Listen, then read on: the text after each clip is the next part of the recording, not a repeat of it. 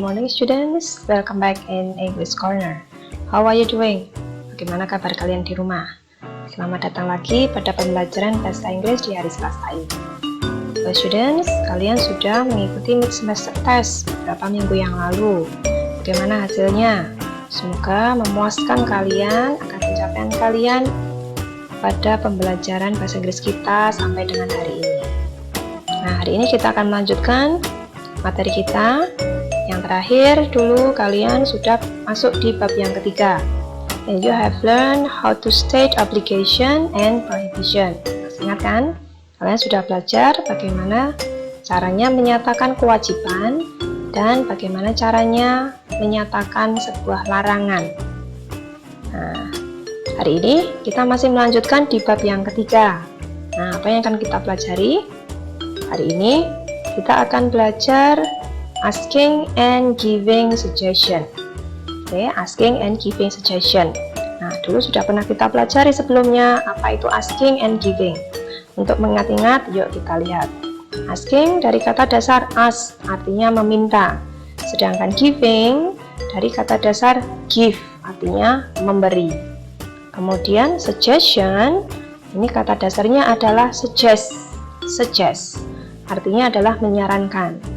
Nah, sementara suggestion ini adalah kata benda, artinya adalah saran. Oke, suggest menyarankan, suggestion saran.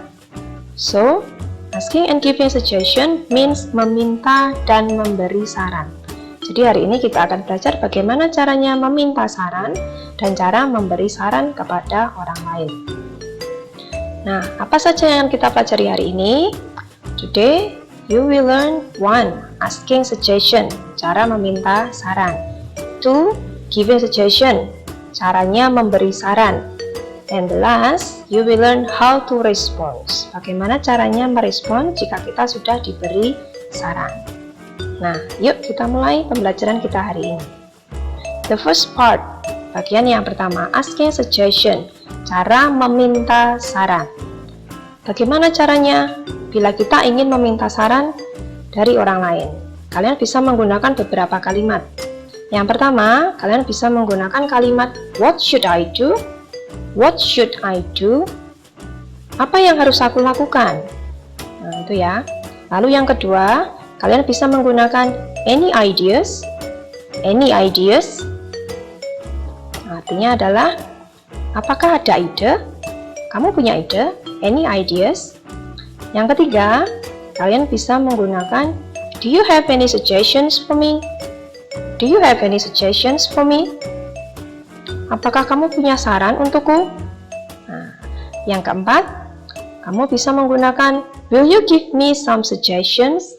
Will you give me some suggestion? Maukah kamu memberiku beberapa saran? Will you? Ya, ingat-ingat, dulu sudah pernah. Will you? Maukah kamu? Lalu yang terakhir, kalian bisa menggunakan can you give me some advice about? Can you give me some advice about? Bisakah kamu memberiku beberapa nasihat tentang? Ya, can you? Bisakah kamu? Nah, itu tadi cara kita meminta saran kepada orang lain. Nah, sekarang kita lanjutkan part 2, bagian yang kedua. Giving suggestion. Bagaimana caranya memberikan saran kepada orang lain? Ada dua cara di sini untuk memberikan saran kepada orang lain. Yang pertama, ini mudah. Kamu bisa menggunakan kata should. Oke, should. Kata huruf L-nya tidak dibaca. Should. Should di sini berarti seharusnya atau sebaiknya. Nah, kata should ini kita pakai untuk membuat kalimat dalam memberikan saran kepada orang lain. Sebagai catatan, saran itu sifatnya tidak mengikat, ya. Jadi kalau kita memberikan saran kepada orang lain itu boleh menerima saran kita, boleh tidak. Bedakan dengan must, kata must, ya. Kalau must itu artinya harus, berarti orang lain harus mengikuti. Sementara should di sini hanya untuk membuat kalimat yang menyarankan. Jadi sifatnya relatif, bisa diikuti atau tidak. Nah, untuk lebih jelasnya, kita lihat contoh berikut ini.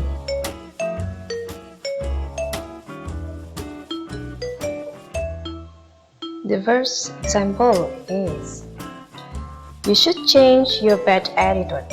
You should change your bad attitude. Kamu sebaiknya mengubah perilaku burukmu.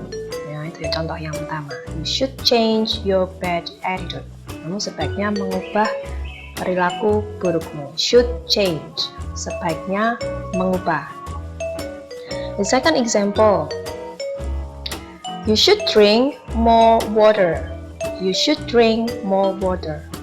Kamu seharusnya minum lebih banyak air. Kamu sebaiknya minum lebih banyak air. Should drink. Seharusnya meminum. Sebaiknya minum. Nah, itu ya. Lalu the third example, you should eat more vegetables.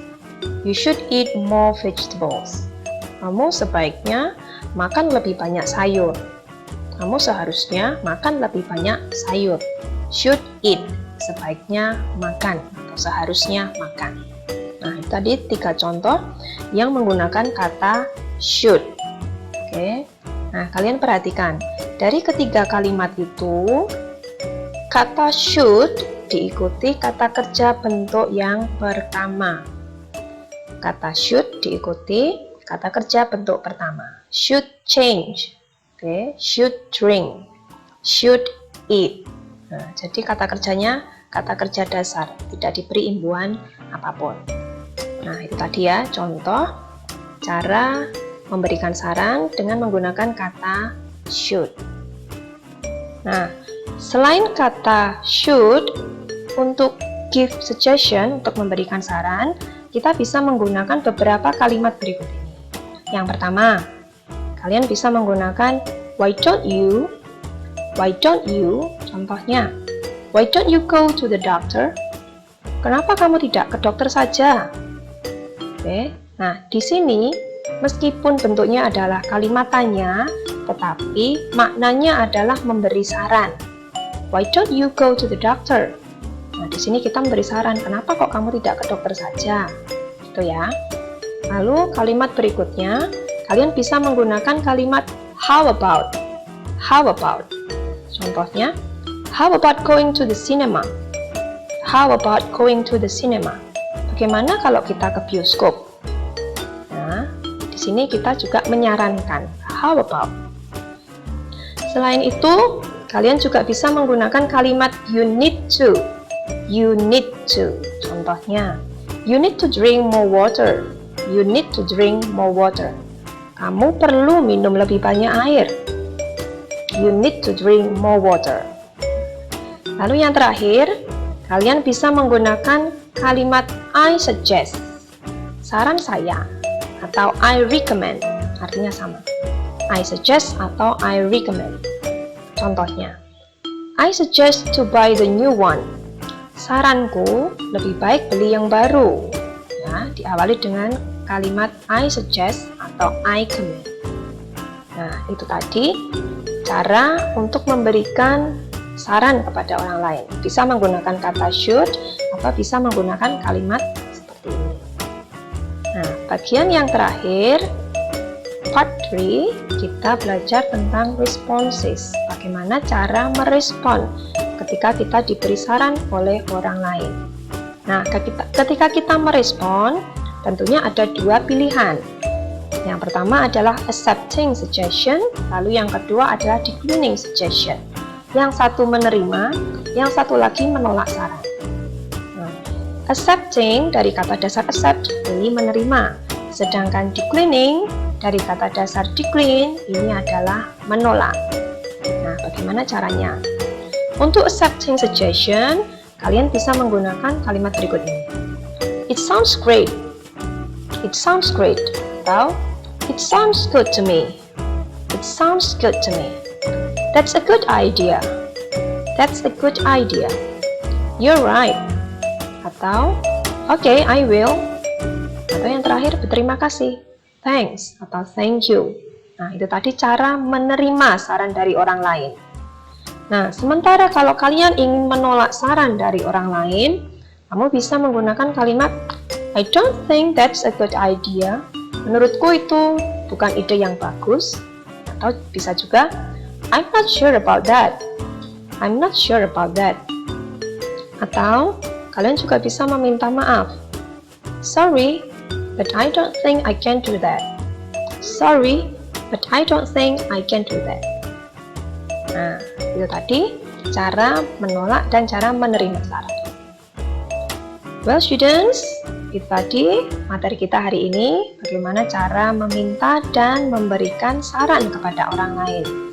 Bagaimana? It's easy, right? Mudah kan? Nah, setelah ini coba kalian kerjakan soal-soalnya di blog SMP Negeri 20. Nah, kalian cek pemahaman kalian di sana. Apakah sudah paham atau belum? Oke. Nah, sampai di sini dulu pelajaran kita hari ini. Thank you for watching. And always stay at home. Stay safe and healthy dan selalu rajin belajar di rumah. Keep on studying. Well students, don't forget to be happy. Sampai jumpa pada pembelajaran berikutnya. See you next week. Goodbye.